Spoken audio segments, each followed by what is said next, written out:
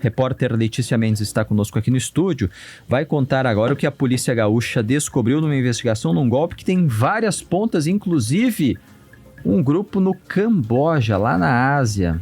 Bom dia, Letícia. Bom dia, Stout. Bom dia a todos. É isso mesmo. Essa é uma investigação do Departamento de Repressão aos Crimes Cibernéticos aqui do Rio Grande do Sul. Investigação essa da Polícia Civil que descobriu um esquema milionário envolvendo o golpe do falso investimento.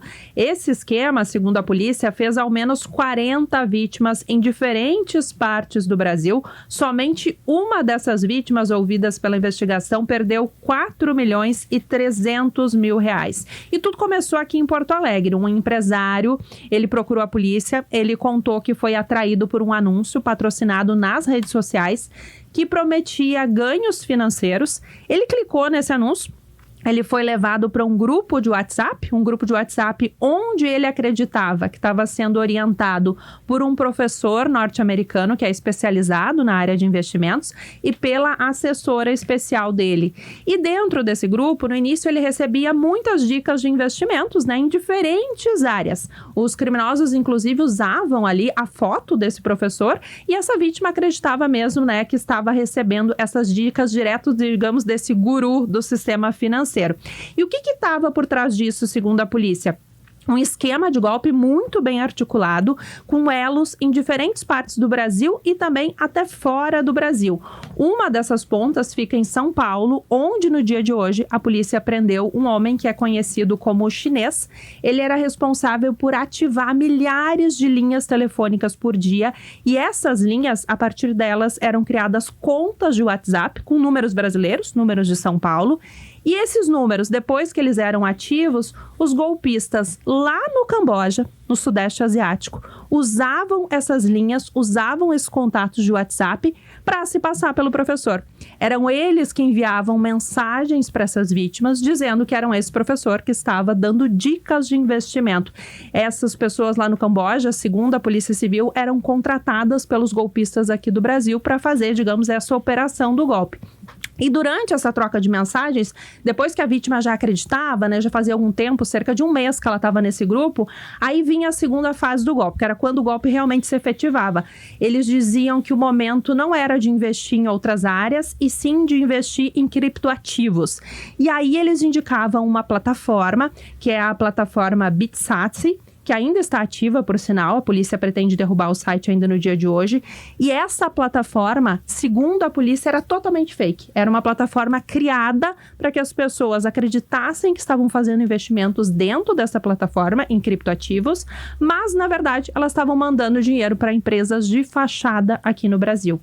A gente ouviu uma dessas vítimas, né, uma pessoa aqui do Rio Grande do Sul, e ele detalha, assim, como ele acreditou realmente nessa história, como essa plataforma parecia real. Vamos ouvir um trechinho da fala dele. Existe uma pseudo-garantia, que é totalmente fake, porque essa garantia é uma garantia de você não perde dinheiro. Só que desde que você siga as orientações deles. E quando isso acontece, você fica confiante. Não tem que perder lucro, né? Mesmo já tendo perdido alguma coisa, é possível recuperar uma parte. E aí você entra no grupo, manda mais recursos, entra no grupo, e na hora que você manda o grupo e vai fazendo as operações, em um determinado momento, você perde tudo. E você, eles te falam, olha, mas você operou da maneira errada, eu te mandei comprar, você vendeu.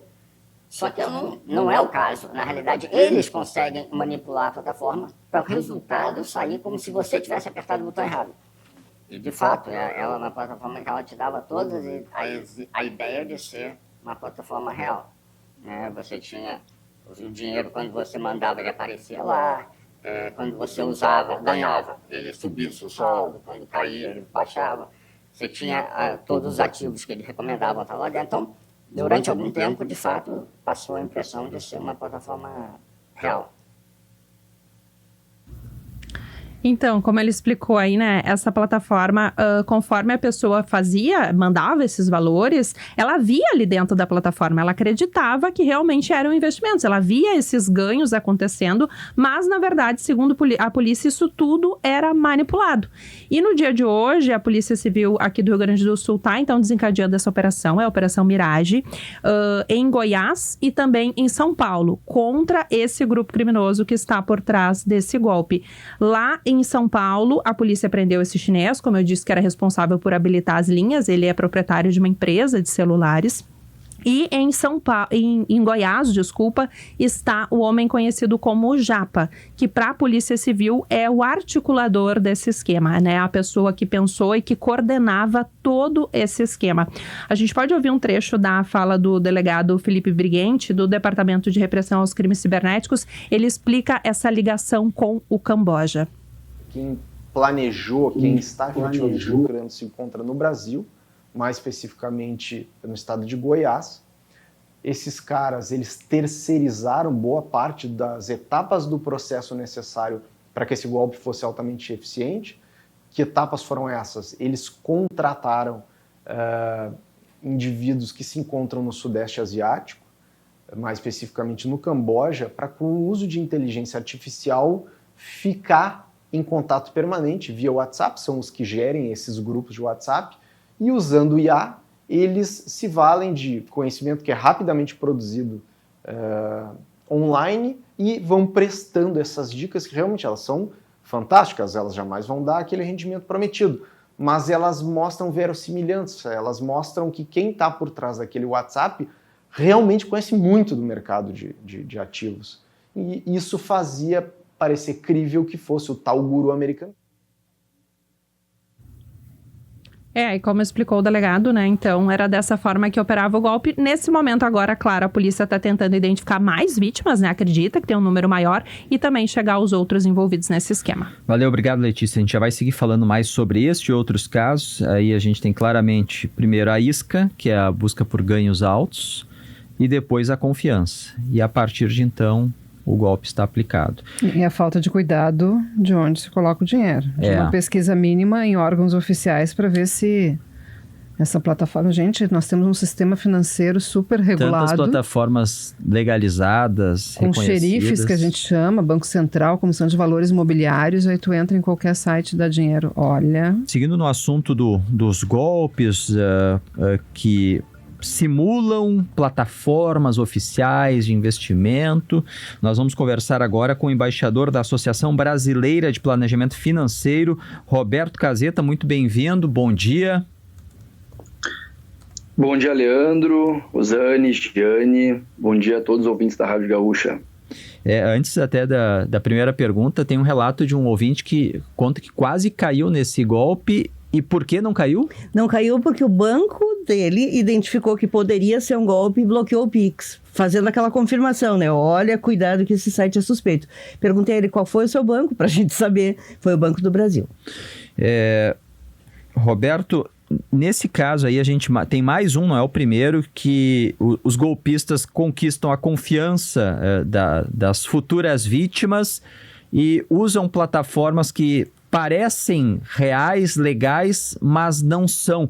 Quais são os maiores erros dos investidores que caem nesses golpes? Muito bem, Leandro.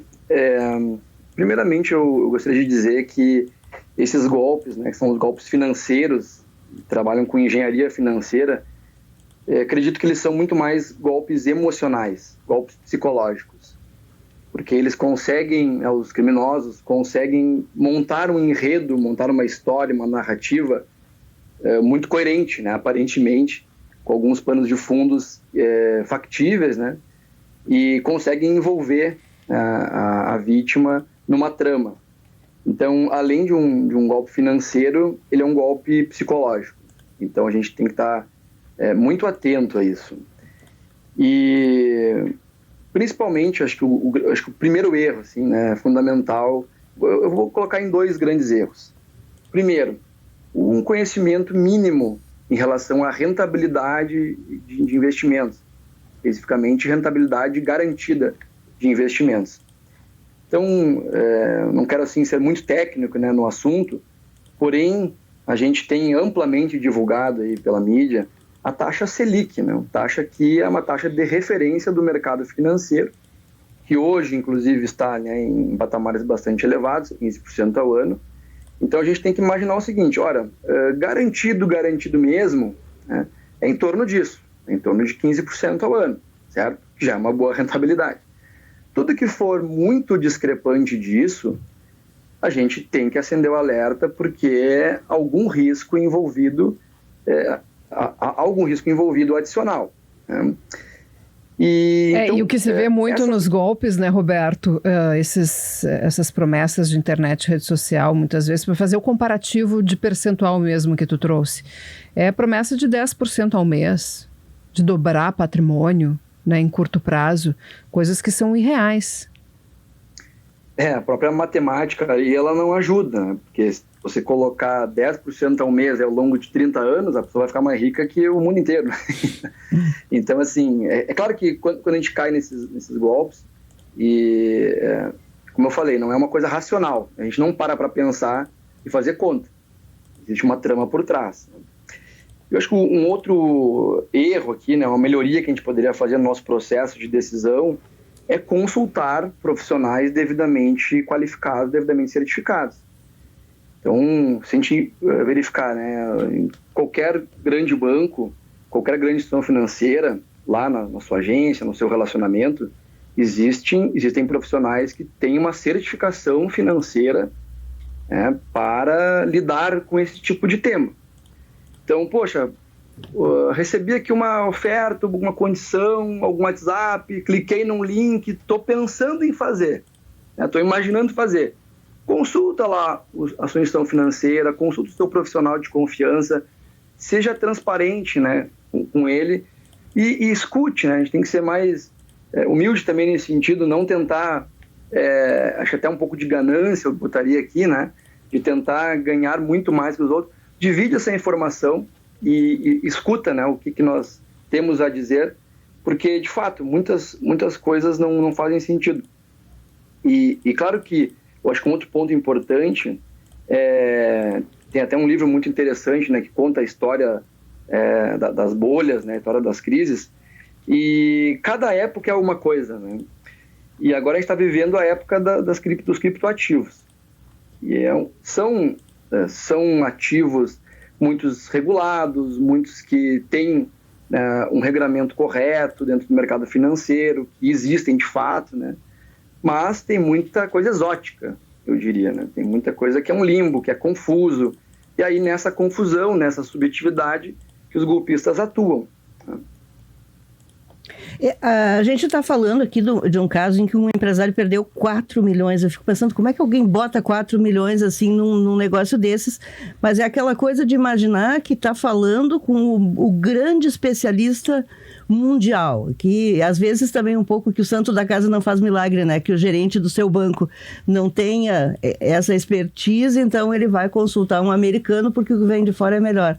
Mas eu queria que o senhor desse dicas para as pessoas de baixa renda, que fazem essas apostas em coisas absurdas, que acreditam nesses contos da carochinha e muitas vezes acabam caindo em golpes e perdendo tudo que tem, né? Para quem tem 4 milhões sobrando para investir, talvez não faça tanta diferença, mas tem gente que perde tudo, toda a sua poupança, investindo em alguma coisa que acha milagrosa. E aqui nós entramos num caso muito real, que é o caso do Banco Master, que pagava mais que os outros e agora deu no que deu. Eu diria até que isso é um sintoma, né? A gente poderia ir muito além aqui. Esse é um sintoma de uma certa ansiedade que nós vivemos, né? Isso não é algo novo, né? Como eu falei, existem livros que narram histórias de como isso acontece ao longo da humanidade. Mas talvez o que está por trás é uma ansiedade, é uma necessidade de ganho rápido por alguma dificuldade de emprego, alguma dificuldade de renda, até alguma tentativa desesperada, eventualmente, em algum momento. E tem muitos também aquela questão do o vizinho teve sucesso aqui numa operação, o meu amigo teve sucesso numa operação, a gente abre ali as redes sociais, a gente vê influencers, né? Claro que muitas vezes com um pano de fundo fake, né? trazendo assim, seus ganhos também. Então a gente pensa, pô, só eu que vou ficar de fora? Então existe até uma expressão para isso, né, que é o medo de ficar de fora. Ou seja, estou todo mundo ganhando, só eu que sou, né, que não estou ganhando. E isso não faz sentido, porque a gente está olhando apenas para alguns casos e levando isso como se fosse uma verdade. Então eu entendo que essa questão, como você mencionou, né, pessoal de menor renda, ainda mais vulnerável, né, ainda com uma margem financeira menor no seu dia a dia, assim, não tem muito milagre, né? Estudar, conhecimento, ir atrás de boas informações, de boas referências. Então nós temos aí, por exemplo, o Banco Central, né, com trabalhos excelentes de educação financeira, de conscientização financeira, a própria Planejar, né, qual sou embaixador aqui no Rio Grande do Sul, que fala sobre planejamento financeiro, que traz informações a respeito disso. Então nós temos vários órgãos governamentais e não governamentais que buscam disseminar esse assunto da educação financeira. Então, assim, eu não vejo um atalho, né? Infelizmente, não vejo uma solução rápida para esse problema, a não ser educação mesmo. Eu vou dar algumas contribuições aqui, Roberto, e tu complementa, né? No que tu tiveres de tópicos diferentes, né, dentro desse sentido de orientações que a Rosane provocou aqui. Nestes casos de pirâmide financeira ou desses golpes, as pessoas conseguem eliminar o risco se elas fizerem uma consulta básica às instituições, aos órgãos que fazem a regulação do sistema financeiro brasileiro, como o Banco Central, como a Comissão de Valores Imobiliários, sugiro principalmente o Banco Central, né? Essas empresas que atuam na área financeira precisam ter a autorização do Banco Central para fazê-lo. E pirâmide financeira não é de hoje, né? Pirâmide financeira tem há muito tempo, né? Antigamente era um vizinho que oferecia. Hoje chega o link pelo WhatsApp, né? O que torna ainda mais... Deveria ligar ainda mais o desconfiômetro das pessoas. Mas claro que tem outros casos de instituições financeiras que estão listadas, que são reguladas pelo Banco Central, como, por exemplo, o Banco Master, e muita gente acabou, né, agora está sofrendo com esse prejuízo. E no caso destes casos, fica mais difícil realmente, mas a orientação que eu tenho dado para as pessoas é ficar atento ao que compra, mesmo que seja via outro banco, pode estar comprando um produto do Master ou de outra instituição financeira que esteja envolvida em fraudes, em escândalos, que esteja sob investigação. A Comissão de Valores Imobiliários, né, a CVM, xerife do mercado, ela já estava investigando o Master há algum tempo. Há alguns meses já tinha divulgado as suas investigações de fraudes, suspeitas de fraudes no Master. Ou seja, ficar atento onde está seu dinheiro. A partir deste momento que saem essas informações, vai lá e retira o seu dinheiro. Então essas são algumas orientações básicas que eu dou para as pessoas darem uma monitorada e evitarem as armadilhas. Não sei se tu tens mais alguma contribuição, Roberto. Não, acredito que são ótimos pontos, e até o próprio Banco Central, né, ele tem um programa de divulgar ali os top influencers. Então tem também fonte de informações, porque assim, né, muitas vezes esse mercado mais regulado, Banco Central, CVM, tem até uma maneira de comunicação um pouco formal. Então muitas pessoas acabam até se afastando, e o influenciador, ele tem aquela habilidade de comunicação que consegue chegar no público.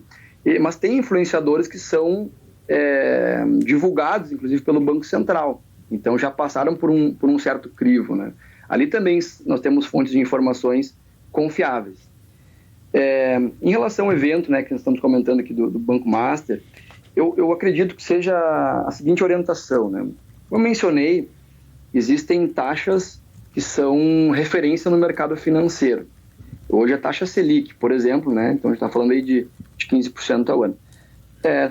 Tudo que for muito diferente disso, exemplo lá do Banco Master, né, que foi citado, 20%, 30%, 40%, 50% acima disso, existe um risco nesse negócio, certo? Então, eu como investidor preciso entender, perguntar para quem está me ofertando, né, para a instituição que está ofertando, qual que é o risco dessa operação. Tem risco? Tem. Qual que é? E aí, a partir daí, decidir. Esse tipo de risco eu não quero correr. Não vale a pena eu correr. Ou, eventualmente, estou ciente do que está, do risco que estou correndo e aceito participar dessa operação. Então, acho que é importante estar ciente dos riscos. Assim como a gente vai no médico, né? Muitas vezes, tem aqui uma uma recomendação A, né, uma cirurgia A ou uma cirurgia B.